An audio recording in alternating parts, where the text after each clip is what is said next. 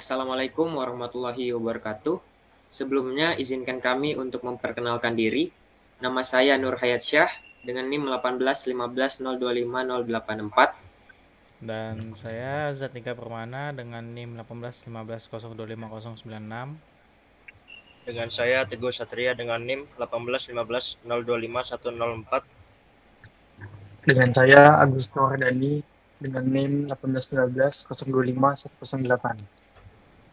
Baik, jadi di sini kelompok kami akan mempresentasikan sistem pakar yang telah kami buat dengan judul Sistem Pakar Penyakit pada Kucing dengan menggunakan metode forward chaining. Selanjutnya akan dijelaskan oleh teman saya Zatnika Permana. Pada slide kali ini yaitu deskripsi produk. Website sistem pakar diagnosis penyakit pada kucing merupakan website yang mampu mendiagnosis penyakit pada kucing yang berfungsi untuk membantu user dalam melakukan diagnosis pada kucing. Pada website ini hanya mampu mendiagnosis penyakit pada kucing. Program ini berbasis website.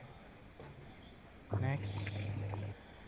Untuk metode yang dipakai yaitu forward chaining. Forward chaining adalah metode pencarian atau penarikan kesimpulan yang berdasarkan pada data atau fakta yang ada. Menuju ke kesimpulan, penelusuran dimulai dari fakta yang ada, lalu bergerak maju melalui premis-premis untuk menuju ke kesimpulan atau bottom up reasoning. Pada sistem pakar ini akan digunakan metode forward chaining. Next.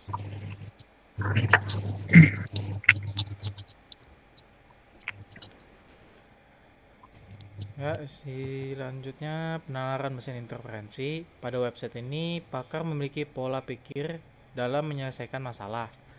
Yang pertama, pengumpulan data. Yang kedua, pengaturan gejala. Yang ketiga, pengaturan relasi gejala. Yang keempat, penerapan forward chaining. Dan terakhir, penerapan hasil forward chaining. Selanjutnya akan dilanjutkan oleh Teguh Satria. Baik, pada slide kali ini saya akan menjelaskan tentang basis pengetahuan. Sistem pakar penyakit kucing mempunyai sebuah basis pengetahuan dengan beberapa fakta-fakta dan aturan yang ditemukan dan dipakai untuk menghasilkan suatu pengetahuan yang dibutuhkan. Hasil pengetahuan tersebut didapat dari pengalaman beberapa pakar tentang penyakit kucing. Untuk mengimplementasikan pengetahuan yang didapat dengan mengikuti kaidah-kaidah yang ada dan ditulis dalam bentuk jika maka. Dengan aturan tersebut, maka terbentuklah suatu pengetahuan dengan mengidentifikasi gejala-gejala yang ada serta jenis penyakitnya. Next.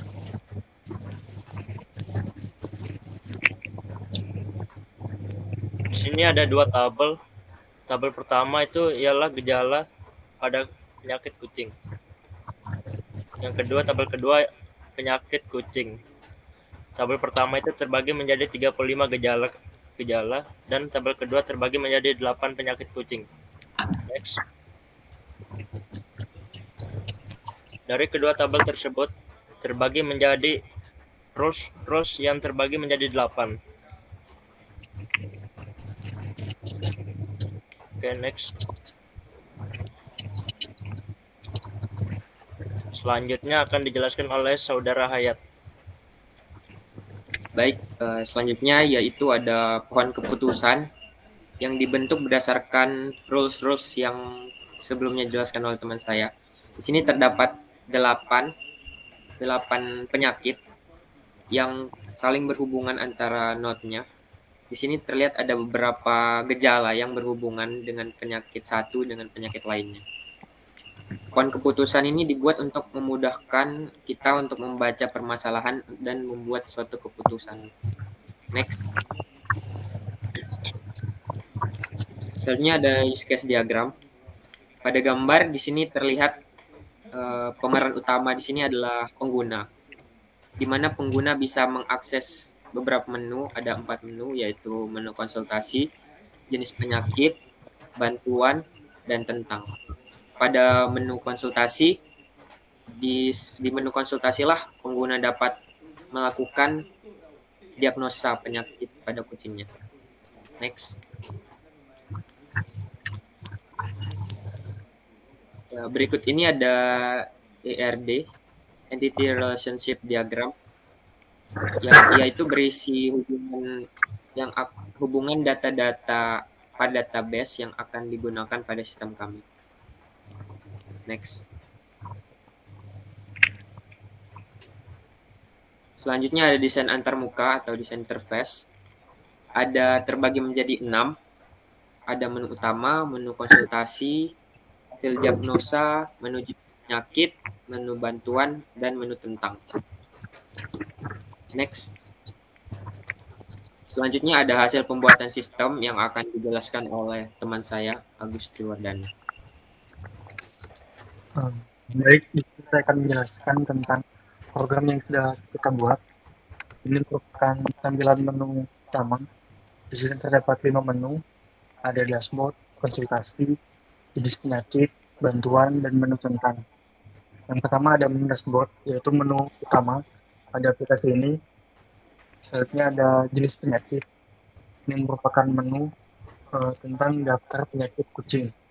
Terdapat penyakit cacing, kudis, kutu telinga, hijal, kutu caplak, koks, dan tenggorokan, pernapasan, dan kucing liar. Dan juga ada nama Latin di sebelah kanan. Selanjutnya ada menu bantuan. Ini merupakan menu tentang tata cara bagaimana penggunaan website aplikasi ini. Selanjutnya ada menu tentang. Ini merupakan menu info dari aplikasi yang sudah kita buat. Selanjutnya ada menu konsultasi.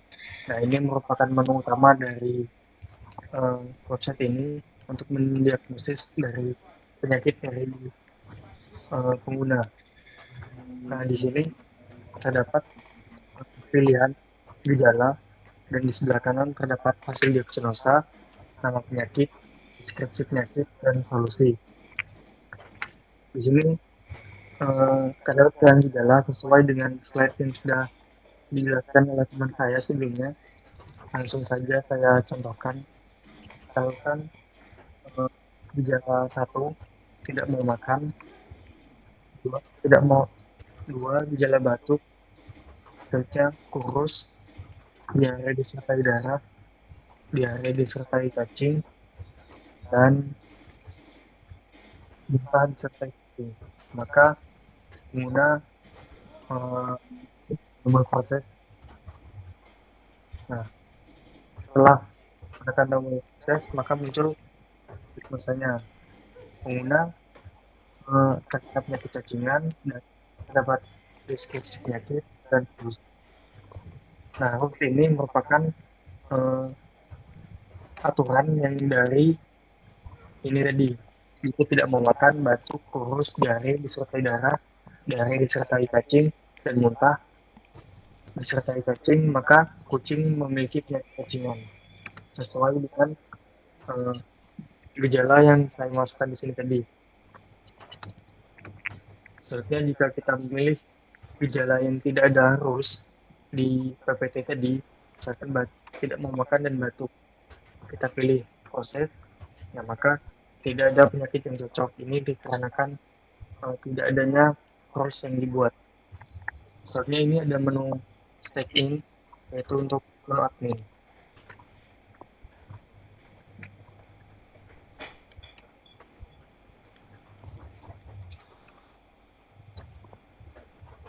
Nah, di menu admin ini terdiri dari 5 menu: dashboard, penyakit, gejala, mapping rules, dan pengaturan. Yang pertama ada menu penyakit.